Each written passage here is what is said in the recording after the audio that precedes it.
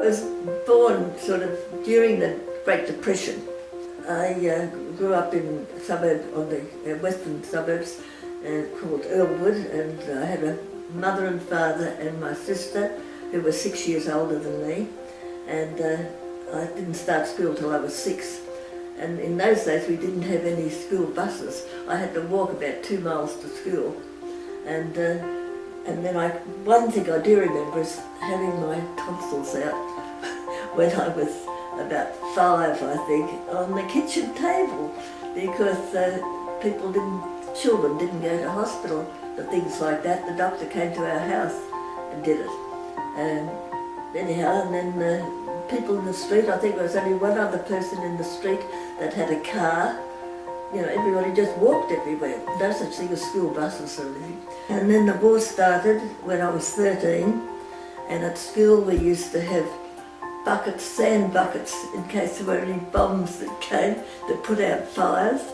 And then I left school when I was 15, and when I was 16 I met my husband, who was 18, and he joined the Air Force. As soon as he was 18, he was very keen to fly, and then I went. When we used to go to work, everybody on the train, all the girls on the train, would be knitting. We used to knit balaclavas and scarves and socks, and they'd all be sent overseas to the soldiers, well, New Guinea, England, wherever, Middle East, wherever they were fighting. And then at work we made camouflage netting in our lunchtime. So, you know, that would be used, put over guns and things like that. We all loved Bing Crosby. And big bands were the thing in those days. You know, big bands, big orchestras, all modern music.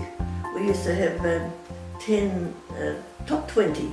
It'd be on every Friday night, and the radio would play the top 20.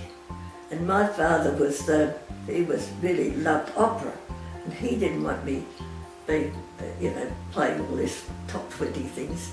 And so when I was going out with John, his parents didn't mind, so he used to ring me up when the top 20 were on, and he'd hold the phone up so I could hear the top 20. We used to go ice skating. There were 2 big ice rinks in Sydney, and crowds of people went, all the young people went ice skating, and ballroom dancing, ice skating, hikes and swimming and tennis, and went to the beach all the time, surfing, big pool in Manly. A lot more active, I think, than young people today, because, I don't know, I suppose there wasn't television, there wasn't computers, you just did all those sorts of things.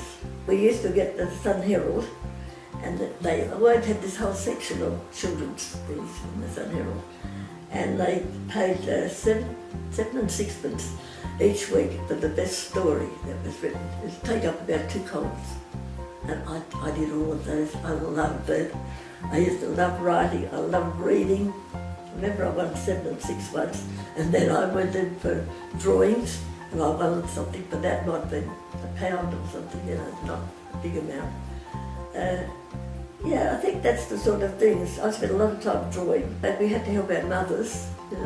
I used to have a bike, and I'd ride up to shops and do the shopping. Every week I had this bike. I waited years to get a bike. I got it when I was 13, and I hadn't even ridden a bike.